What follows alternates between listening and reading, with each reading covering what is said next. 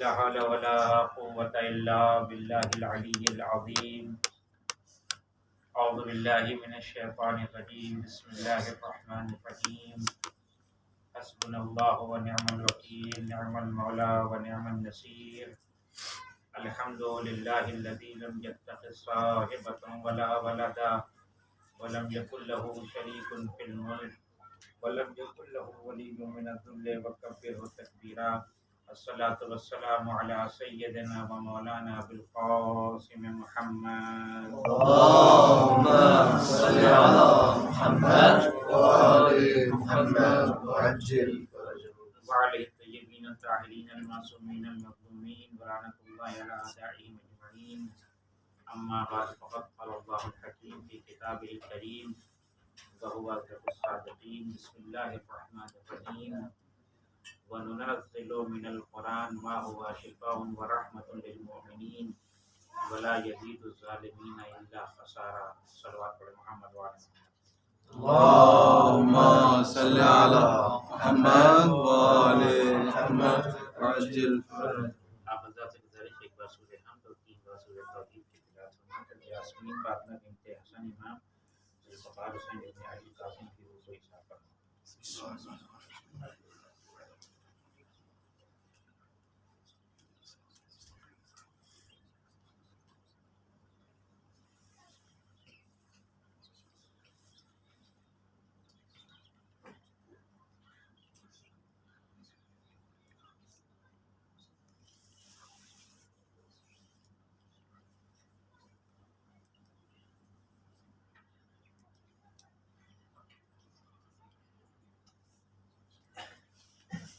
صلوات علی محمد وعلی محمد.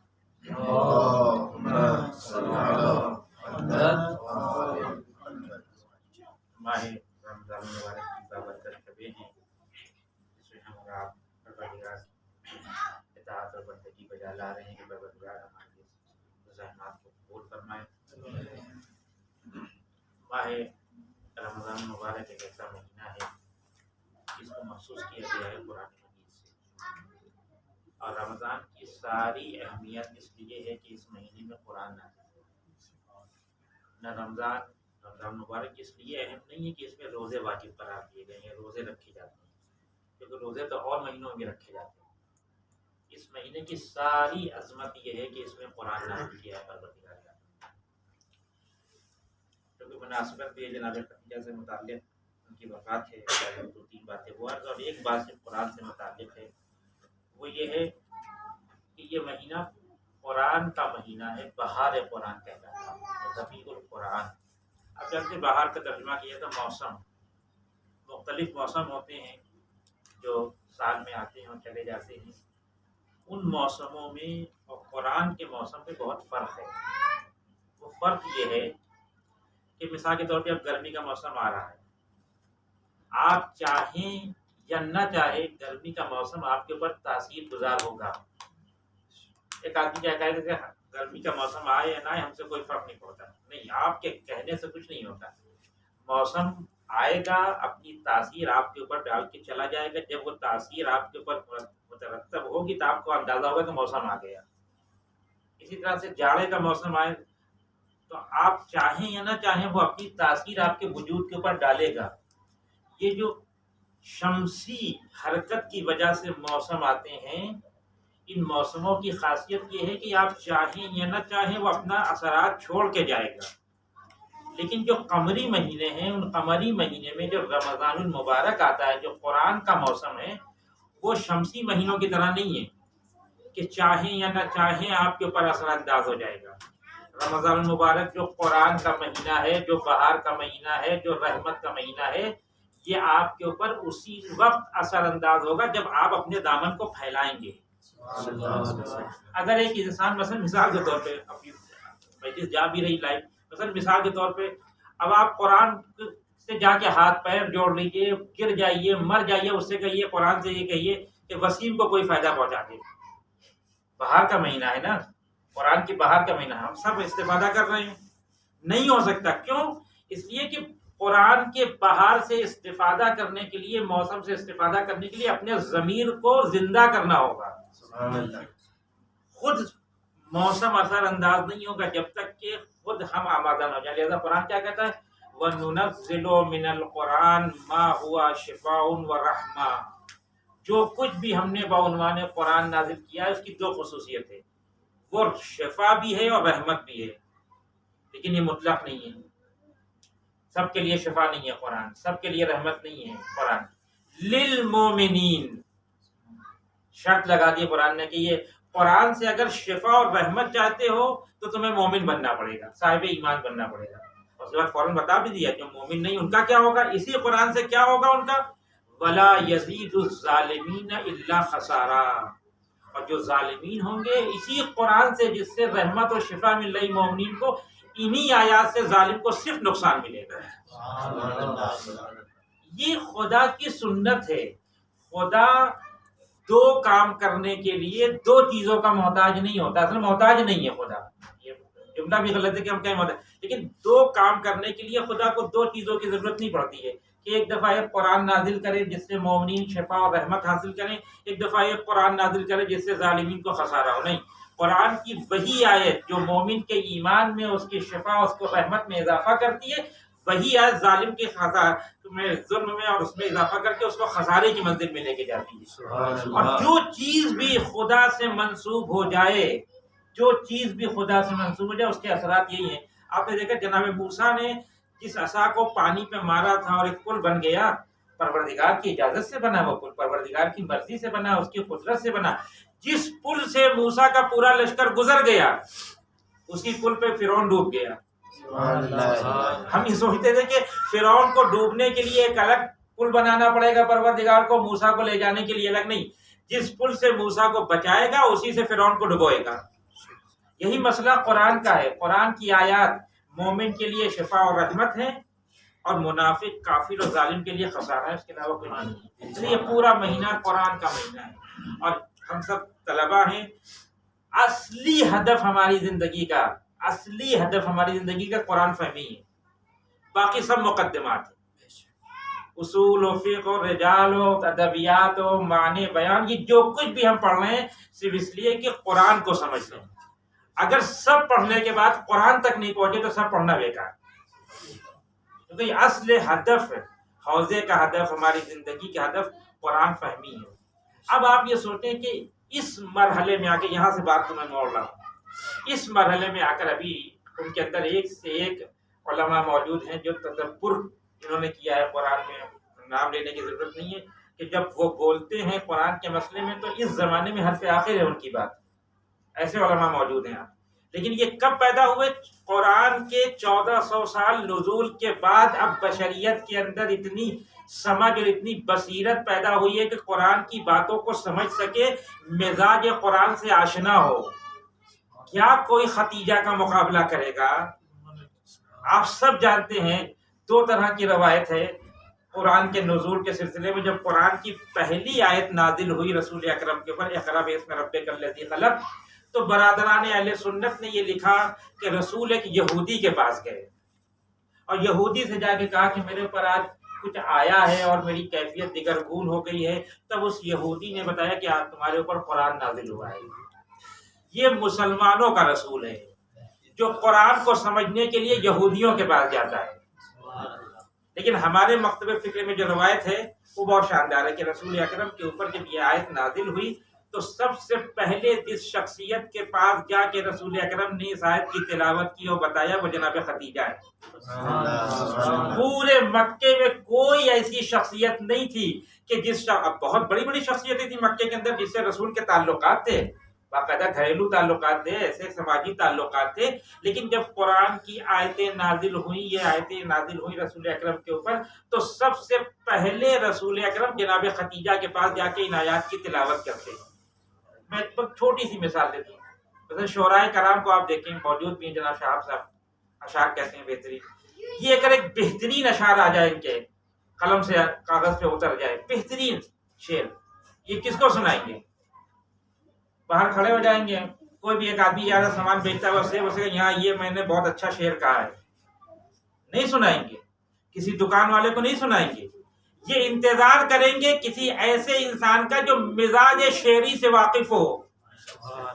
جس کے اندر آشنائی پائی جاتی ہو اشعار کے سمجھنے کی اور صلاحیت پائی جاتی ہے اشعار کو قبول کرنے کی، یہ رکھے رہیں گے لیکن کسی کو سنائیں گے نہیں اس وقت تک جب تک اس کا کوئی اہل پیدا نہ ہو جائے جو اس شعر کو سمجھتا ہو۔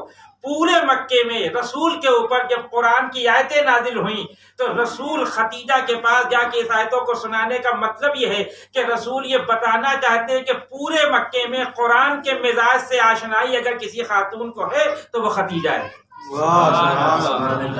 ختیجہ کے علاوہ کوئی ایسا مکے میں نہیں ہے کہ جس کو میں خدا کی آیتیں سناؤں اور وہ یہ سمجھ لے کہ یہ پروردگار کی طرف سے نازل کی ہوئی آیتیں ہیں۔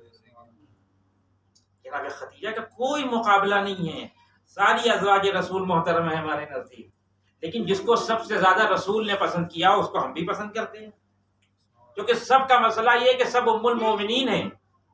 جناب ختیجہ ام المومنین نہیں ہے، ام الائمہ ہیں، کیونکہ ان کی نسل سے ائمہ کی نسل چلی ہے۔ لہذا آپ قرآن کو پڑھتے رہتے ہیں، غور سے اور پڑھیں قرآن کو۔ 2-3 باتیں میں بیان کر کے بات کو ختم کر دوں گا صرف قرآن سے، کہ دیکھیے ہماری اور آپ کی زندگی کا یہ ماحصل ہے، بہت کوشش کرتے ہیں ہم کہ جب ہم کوئی عمل انجام دیں تو اس عمل کی نسبت ہم سے کسی بڑے آدمی کی طرف ہو جائے۔ مثال کے طور پہ کہیں آفتاب پارٹی، اب یہاں تو یہ سب نہیں ہے، مثالیں یہ ہندوستان کے لیے دے رہا ہوں میں۔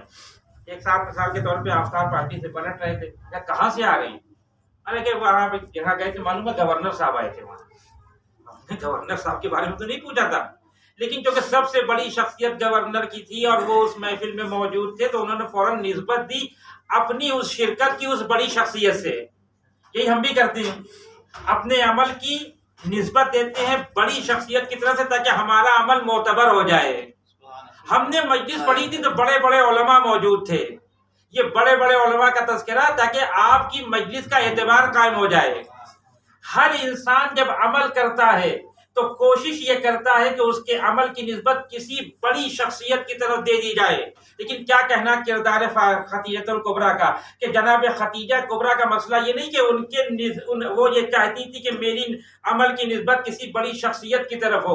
کائنات میں خدا سے بڑی کوئی شخصیت ہو نہیں سکتی، کہ پروردگار سے بڑی کوئی شخصیت نہیں ہو سکتی۔ ہمارا سارا کمال یہ ہے کہ ہم اپنے عمل کی نسبت کسی کی طرف دیتے ہیں۔ ختیجہ کے عمل کا کمال یہ ہے کہ خدا ختیجہ کے عمل کو اپنے عمل کی طرف نسبت دے رہا ہے۔ وجدک عائلا فاغنا، اے رسول جب آپ نادار تھے مکے کی سرزمین پہ تو ہم نے آپ کو غنی بنایا۔ تو اب سوال یہ ہے کہ مکے کی سرزمین پہ اللہ تو نازل نہیں ہوا تھا، پروردگار تو اترا نہیں تھا، کسی خاتون کو معین کیا تھا پروردگار عالم نے کہ اس کے پاس جو کچھ بعنوان مال ہو وہ میرے محمد کے حوالے کر دو۔ جیسا ہم جب کسی کو کسی طرح کی مدد کرتے ہیں تو جدا کے کرتے ہیں کہ لیجیے ہمارے پاس ہے، یہ ہمارا ہے، میں آپ کو دے رہا ہوں۔ لیکن جب ختیجہ نے اپنے سارے مال کو جمع کیا اور تاریخ نے لکھا کہ جب یہ مال جمع ہو گیا تو ادھر والا انسان ادھر والے کو نہیں دیکھ پا رہا تھا۔ 2-4-10 ہزار اور 2-4-10 ملین تومان کا مسئلہ نہیں تھا، اتنا مال تھا کہ جب رکھا ہے جناب ختیجہ نے لا کر تو ادھر کا آدمی ادھر کو نہیں دیکھ رہا۔ لیکن کہیں پہ رسول سے یہ نہیں کہا کہ یہ ہمارا ہے، آپ کو ضرورت ہے۔ آپ دیکھیں خلوص کی اس کمال کو دیکھیں، تب پروردگار ایسے خلوص کو قبول کرتا ہے۔ آبادی یہ نہ سمجھیے گا کہ یہ میرا ہے، یہ سب آپ کا ہے، دین کی راہ میں خرچ کر دیں۔ جب انسان کے عمل کے اندر اتنا خلوص پیدا ہو جائے کہ اپنی ہی چیز کو اپنی طرف نسبت نہ دے تو خدا پھر اپنی طرف نسبت دیتا ہے۔ پروردگار کہتا ہے کہ یہ ختیجہ کا مال نہیں تھا جس سے ہم نے رسول کو غنی بنایا، یہ ہمارا مال تھا جو ختیجہ کے ذریعے رسالت تک پہنچا ہے۔ لہذا اب اللہ نے جو جناب ختیجہ کے ساتھ کمال کیا وہ کسی کے ساتھ نہیں کیا۔ ایک لقب ہے جناب ختیجہ کا جو سب سے پہلی منزل پہ لیا، جب القاب کی بحث ہوتی ہے تو سب سے پہلے لقب کیا کہتے ہیں جناب ختیجہ کو؟ ملکۃ العرب، عرب کی ملکہ۔ اب اس میں بہت سے لوگ اس بحث میں چلے جاتے ہیں تحقیق کرنے کے لیے کہ عرب میں ان سے زیادہ کوئی پیسے والی خاتون یا مرد تھا یا نہیں تھا۔ ہو یا نہ ہو فرق نہیں کرتا ہے، کیونکہ مسئلہ زیادہ پیسہ ہونے کا نہیں ہے، مسئلہ اس پیسے کو راہ خدا میں خرچ کرنے کا ہے۔ کیونکہ قرآن کہتا ہے لن تنالوا البر حتى تنفقوا مما تحبون، تم کبھی نیک بن ہی نہیں سکتے مگر یہ کہ جو اللہ نے تم کو دیا ہے وہ چیز تمہیں محبوب ہے اس میں سے کچھ دے دو۔ جناب ختیجہ نے کچھ نہیں دیا، سب کچھ دے دیا، سب کچھ دے دیا راہ خدا میں، اور جتایا بھی نہیں رہتا. دیکھیں اب آپ لوگ چونکہ آشنا ہے اس کلچر سے، دیہات کے کلچر سے، بہت سے لوگ چودھری ہوا کرتے ہیں دیہاتوں میں، بہت پیسے والے لوگ ہوتے ہیں جن کے لیے کہا جاتا تھا کہ یہ بہت پیسے والے تھے، اب بیچارے غریب ہو گئے. تو جب ان کو چودھری کہا جاتا ہے تو بڑے رحم کے ساتھ کہتے ہیں کہ تھے بیچارے پیسے والے، بہت غریب ہو گئے. اب وہ بات نہیں رہی. لیکن جناب ختیجہ کے پاس جب دولت تھی تب بھی جناب ختیجہ ملکۃ العرب کہلائیں. جب ساری دولت راہ خدا میں قربان کر دی تو آج کیا قیامت تک جب ختیجہ کا تذکرہ ہوگا تو ملکۃ العرب ہی کہا جائے گا. ختیجہ غریب ہو گئی، اس کے معنی ہے کہ جو راہ خدا میں لٹاتا ہے خدا اسے غریب نہیں ہونے دیتا. یہ دو باتیں. تیسری اور اہم بات جناب ختیجہ کے سلسلے میں جو قرآن سے ہے کہ آپ پڑھتے رہتے ہیں کہ اللہ نے رسول کی بیویوں کو ڈانٹا ہے. یہ میں جو تعبیر استعمال کر رہا ہوں عمدن استعمال کر رہا ہوں. ڈانٹا ہے رسول کی بیویوں کو، خبردار جہالت کی عورتوں کی طرح تم زینت نہیں کرنا، خبردار ان کی طرح اپنی حرکتیں نہیں کرنا، خبردار گھر سے باہر نہ نکلنا. ڈانٹا ہے رسول اکرم نے رسول کی بیویوں کو. کوئی قید نہیں اس کے اندر کون بیوی ہے کون نہیں ہے، سب شامل ہے. جو کہ رسول کی بیویوں کا تذکرہ ہے، ازواج رسول کا تذکرہ ہے. لیکن ذرا آپ تحقیق میں جائیں اور وہ آیتیں جس میں اللہ نے رسول کی بیویوں کو ڈانٹا ہے ان کا شان نزول دیکھیں. وہ آیتیں نازل کہاں ہوئی؟ تب عظمت معلوم ہوگی جناب ختیجہ کی. وہ آیتیں جس میں اللہ نے رسول کی بیویوں کو ڈانٹا ہے، منع کیا ہے، جہالت کی طرح تمہارے عمل نہیں ہونا چاہیے، وہ ساری آیتیں مدینے میں نازل ہوئی ہیں. اگر اللہ کا مقصد اور ہدف یہ تھا کہ رسول کی بیویوں کو متوجہ کرے کہ تم رسول کی بیویاں ہو، تو یہ سلسلہ مدینے میں شروع نہیں ہونا چاہیے، مکے سے شروع ہونا چاہیے. کیونکہ رسول کی پہلی شادی مکے میں جناب ختیجہ کے ساتھ ہوئی ہے. مکے میں ان آیات کو نازل ہونا چاہیے تھا کہ تم رسول کی بیوی ہو، تمہیں ایسا عمل نہیں کرنا چاہیے، تمہیں یہ نہیں کرنا چاہیے، تمہیں یہ نہیں کرنا چاہیے، تمہیں یہاں نہیں جانا چاہیے. لیکن قدرت نے اتنا انتظار کیا کہ بظاہر ختیجہ رسول کی زندگی سے چلی جائیں، رسول پھر ازدواج کریں، مدینے آئیں، اس کے بعد ہم یہ آیت نازل کریں. اس کے معنی یہ ہے کہ جتنا اعتبار رسالت کو ختیجہ کی ذات پہ تھا اتنا ہی اعتبار خدا کو ختیجہ کی ذات پہ تھا. کیونکہ اس آیت کے اندر جناب ختیجہ شامل نہیں ہوتی. جس وقت یہ آیت نازل ہوئی ہے رسول کی بیویوں کے سلسلے میں، جناب ختیجہ دنیا سے جا چکی ہیں. اللہ نے انتظار کیا اس بات کا. جیسا رسول کو دیکھیں بار بار جناب ختیجہ کو یاد کرتے تھے، بار بار جناب ختیجہ کو یاد کرتے تھے. اور جب کسی نے ٹوک دیا تو غضبناک ہو گئے رسول اکرم کہ تم ختیجہ کا کیا مقابلہ کرو. کوئی نہیں کر سکتا. جس سے کہا تھا وہ بھی نہیں کر سکتی، جنہوں نے نہیں کہا وہ بھی نہیں کر سکتی ختیجہ کا مقابلہ. امت کا کوئی مرد نہیں کر سکتا جناب ختیجہ کا مقابلہ. کیونکہ ہم تو کسی کا ساتھ اس وقت دیتے ہیں جب ہم کو یہ امید ہو کہ یہ کہیں پہنچ کے ہم کو فائدہ پہنچائے گا. جناب ختیجہ نے رسول اکرم کا ساتھ اس وقت دیا. خود رسول اکرم نے کہا کہ ختیجہ اس وقت میرے اوپر ایمان لائی جب کوئی ایمان لانے والا نہیں تھا. ختیجہ نے اس وقت میری تائید کی جب کوئی میری تائید کرنے والا نہیں تھا. ختیجہ نے اس وقت مجھے صاحب اولاد بنایا جب سب مجھے اختر کہہ رہے تھے. ساری ازواج رسول محترم ہے، لیکن جس کی طرف خود رسول اکرم کا رجحان زیادہ ہوگا، یہ ہمارا بھی امتیوں کا رجحان بھی زیادہ ہوگا. قرآن ان کی توصیف کر رہا ہے، قرآن ان کی مدد کر رہا ہے. اس میں بہت سی باتیں ہیں کہ جو تاریخ میں آ کر ایک افسانہ گڑھا کہ جب شادی ہوئی تو 40 سال کی تھی. آپ وہ سارے اعداد و شمار کو ترتیب دے کے دیکھیں تو اندازہ ہو جائے گا کہ کس طرح کے یہ مکر و فریب کی باتیں ہیں. بس آخری باتوں میں بات کو ختم کر رہا ہوں. کیا ظاہر ہے کہ جناب ختیجہ ام الائمہ ہے. جناب ختیجہ سے جناب فاطمہ زہرا سلام اللہ دنیا میں آئیں اور اس کے بعد پھر ایک امامت کا سلسلہ شروع ہوا جو آج تک قائم ہے الحمدللہ. یعنی نسل ختیجہ آج بھی ہری بھری ہے، اور جو رسول کو ابتر کہہ رہے تھے ان کا کوئی نام و نشان نہیں. یہ سب واقعی معجزات ہیں کہ ہمارے لیے عبرتیں ہیں. جو آج کے سماج میں ہو رہا ہے کہ ہم یہ سوچتے ہیں کہ اگر ہم نے فلاں کا ساتھ دے دیا تو ہم سے یہ چیز چھن جائے گی، ہم سے یہ چیز چلی جائے گی. کسی سے کچھ نہیں چھنے گا. کوئی یہ سمجھتا ہے کہ کسی برے کا ساتھ دے کے اس کو کچھ مل جائے گا، تو اگر ملنا ہوتا تو پیسر ساتھ کو شہر رائے مل جاتا. اگر ملنے کی بات ہوتی کہ ان کا ساتھ دے دیں گے تو یہ مل جائے گا، ان کو ساتھ دے دیں گے یہ مل جائے گا.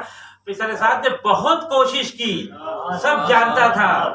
یہ تاریخ کی حقائق ہیں. مشکل یہ ہوئی کہ منبر سے کربلا کو اس انداز میں بیان نہیں کیا گیا. یہ ایک حقیقت ہے. اصل کوئی کتنا مر جائے دنیا کے لیے، حق کو چھوڑ کے کسی کو شہر رہ نہیں ملے گا. اگر کوئی حق پہ چلا ہے تو اس سے کوئی جنت لے نہیں سکتا. یہ عبرت ہے. جناب خدیجہ کے اس وقت بائیکاٹ کر دیا گیا تھا. تو کر دیں، کوئی مسئلہ نہیں ہے. رسول تو ہمارے ساتھ ہیں، اللہ کا رسول تو ہمارے ساتھ ہے، رسول خود خدا تو ہمارے ساتھ ہے. لہذا اس ماحول میں تو اب سوال یہ کہ دیکھیں شخصیت جتنی معتبر ہوتی ہے، جتنی ہے بھی آداب ازدواج میں یہ ہے کہ جب تم شادی کرنے کے لیے جاؤ تو یہ نہ دیکھو کہ اس لڑکی کے پاس پیسہ کتنا ہے، دولت کتنی ہے، خاندان کتنا بڑا، اس کی پاکیزگی کو دیکھو، کیونکہ وہ پھر نسل آگے بڑھنے والی ہے. ظاہر ہے کہ خدیجہ جیسی پاکیزہ خاتون دنیا میں ملے گی نہیں جس سے ائمہ کی نسل چلی جو آج تک باقی ہے. لہذا آپ بس آخری بات اس ماحول میں جائیں. رسول اکرم جب تبلیغ دین کر رہے ہیں، جوانی کا عالم ہے. قولوا لا الہ الا اللہ تفلحوا، قولوا لا الہ الا اللہ تفلحوا، اللہ کو کہو اللہ ایک ہے، تم کو فلاح مل جائے گی. اور رسول ہماری طرح تبلیغ نہیں کرتے تھے کہ ہم ایک طرفہ تبلیغ کرتے ہیں. اچھائی بیان کرتے ہیں، برے کے بارے میں نہیں بولتے، یا اس برے کے بارے میں بولیں گے جو ہم سے اتنی دور ہو کہ ہم کو نقصان نہ پہنچا سکے. ہم بہت سمجھ بوجھ کے جو ہے کام کرتے ہیں، ایک دم کہ کہیں سے کچھ پریشانی. رسول نے یہ نہیں کیا کہ رسول نے یہ نہیں کہا خالی کہ جو اللہ کو ایک دفعہ کا اللہ کہے گا وہ فلاح یاب نہ، کہا جو اللہ کو اللہ مانے گا اور 365 کو باطل کہے گا. ورنہ اگر رسول صرف یہ کہہ رہے ہوتے کہ خدا کو مانو تو ان کو کیا پریشانی تھی، جیسے 365 ویسے ایک اور. لیکن ان کا بار بار آ کر یہ کہنا کہ تم اپنی تبلیغ کو بند کرو، اس کا مطلب یہ ہے کہ وہ یہ سمجھتے تھے کہ رسول کے خدا کا اعلان ہمارے باطل خلاؤں کو ختم کرنے والا ہے. تو آپ نے سنا ہے، وہ ساری باتیں سنی ہیں. میں ایک نقطہ ہے اس کے اندر جو عرض کرنا چاہتا ہوں کہ کچھ دن جب گزر گئے تبلیغ کے تو کچھ کفار مکہ، مشرکین مکہ جناب ابو طالب کے پاس آئے. کیا کہا آ کر جناب ابو طالب کے پاس؟ آخری بات آ کے کہتے ہیں کہ ابو طالب اپنے بھتیجے سے کہو کہ ہمارے خداؤں کو برا نہ کہے. اب دیکھیے ان عبارتوں میں بہت توجہ کیا کریے، اس میں بہت سی چیزیں پوشیدہ ہوتی ہیں. قاعدتاً عرب کے مشرکین کو جناب ابو طالب سے اس طرح کہنا چاہیے تھا کہ ابو طالب اپنے بھتیجے سے کہو کہ وہ تمہارے اور ہمارے خداؤں کو برا نہ کہے. تمہارے اور ہمارے خداؤں کو برا نہ کہے. لیکن کفار مکہ نے ابو طالب کے خدا کا کوئی نام ہی نہیں لیا. یہ نہیں کہا کہ تمہارے خدا کا، ہمارے خداؤں کو برا نہ کہو. اس کے معنی کہ کفار مکہ بھی سمجھتے تھے کہ ابو طالب کا خدا کون ہے. جا کے اپنی بھتیجے سے کہو کہ یہ چیزیں بند کریں. ابو طالب کہ تم پیغام لے کے آئے تو میں امانتاً وہ پیغام پہنچا دیتا ہوں وہاں تک اپنے بھتیجے تک، جو جواب ہوگا وہ تم کو سنا دوں گا. جناب رسول اکرم سے جا کے کہا جناب ابو طالب نے، تو جناب رسول اکرم نے کیا کہا کہ چچا میرے ایک ہاتھ پہ سورج اور ایک ہاتھ پہ چاند، یہ ایسے لا کے رکھ دے اور مجھ سے یہ مطالبہ کرے کہ تم دین کی تبلیغ سے جدا ہو جاؤ تو میں جدا نہیں ہوں گا. جا کے ان سے کہہ دیجیے. اچھا ادھر سے 2 آفر آئے تھے، کہا اپنے بھتیجے سے کہہ دینا کہ جتنی دولت چاہیے ہوگی دے دیں گے، مسئلہ نہیں ہے دولت، اور عرب کی جس خوبصورت عورت سے شادی کرنا چاہیں گے شادی کرا دیں گے. دیکھیے یہی 2 طریقے ہوتے ہیں شخصیتوں کو توڑنے کے. وہ آج بھی ہے، وہ آج بھی ہے. آج کا مسلمان یقین ہے، مجھے اس سے پہلے میں نے بھی بات پڑھی تھی لیکن مجھے اتنا یقین نہیں تھا اس چیز کے اوپر. لیکن آج کل میں نے کلپ سنی ہے، وہی متولی جس نے ووٹ دیا اس نے ایک کلپ سنی اس کی، تو اس کو مجھے یقین ہو گیا کہ یہ ساری چیزیں جو ہے وہ اترنا چاہیے دین کے اندر.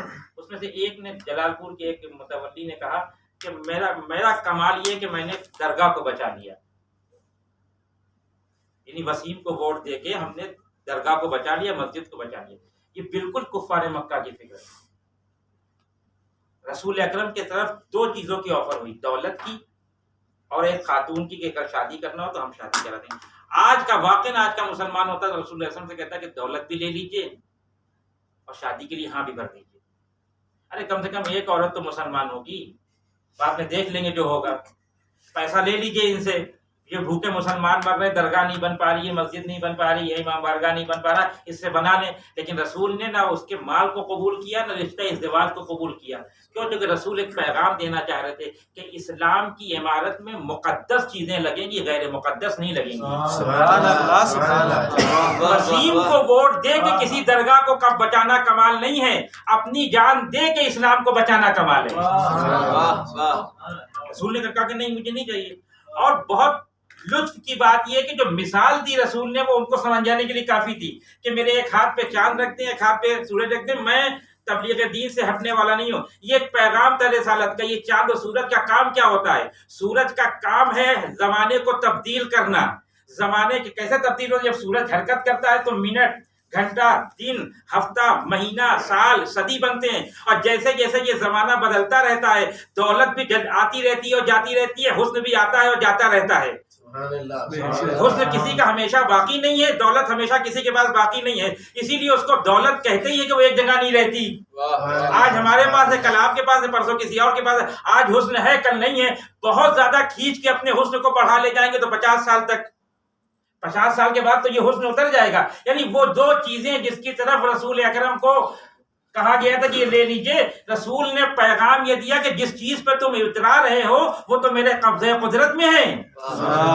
جس سورج کی حرکت سے زمانہ بنتا ہے اور زمانے سے حسن اور دولت آتی اور جاتی ہے، وہ سورج تو ہمارے اختیار میں ہے. تم کیا سمجھتے ہو کہ میں جو اللہ کی توحید کا نعرہ بلند کر رہا ہوں، یہ قدرت مجھے پروردگار نے دی ہے. بس بات کو ختم کر رہا ہوں. تو ادھر سے رشتہ ازدواج آیا تو رسول نے ٹھکرا دیا یہ کہہ کے کہ یہ غیر مقدس رشتہ ہے. ادھر سے مال کی پیشکش آئی تو رسول نے ٹھکرا دیا، جبکہ ضرورت تھی مسلمانوں کو، چونکہ مسلمان بھوکے بھی تھے، کپڑا بھی نہیں تھا، گھر بھی نہیں تھا. لیکن رسول نے ان کے مال کو قبول نہیں کیا، نہ ان کے مال کو قبول کیا، نہ ان کے رشتہ ازدواج کو قبول کیا. لیکن اسی مکے میں جب خدیجہ نے رشتہ ازدواج کی پیشکش کی اور اپنے مال کی پیشکش کی تو مال کو بھی قبول کر لیا، رشتہ ازدواج کو بھی قبول کر کے یہ بتایا کہ مکے کی زمین پر رشتہ ازدواج کے مسئلے میں خدیجہ سے زیادہ کوئی مقدس خاتون نہیں ہے، مال کے مسئلے میں اس سے زیادہ مقدس کسی کا مال نہیں ہے. جیسا یہ خدیجہ کے مال کا کرم ہے مسلمانوں کے اوپر، جو آج مسلمان عیش و آرام کی زندگی گزار رہے ہیں. جناب خدیجہ نے یہ مال دیا تھا تو کچھ بچایا نہیں تھا اپنی بیٹی کے لیے. بس میں نے بات ختم کی. جب راہ خدا میں دیا تھا، جب رسول کے حوالے کیا تھا تو تھوڑا بہت بچا کے نہیں رکھا تھا کہ کبھی مصیبت پڑ جائے گھر میں تو اس کو نکال کے کام لے لیں گے. نہیں، سب راہ خدا میں دے دیا. پروردگار تو نے مجھے دیا تھا، میں تجھے واپس کر رہا ہوں. ایسا روایت ہے، عجیب و غریب روایت ہے کہ جب جناب خدیجہ کی وفات واقع ہوئی ہے تو رسول اکرم کے پاس اتنا پیسہ نہیں تھا کہ جناب خدیجہ کے لیے کفن خرید سکے. اللہ اکبر. اب آپ سوچیں خاتون کی عظمت کے بارے میں.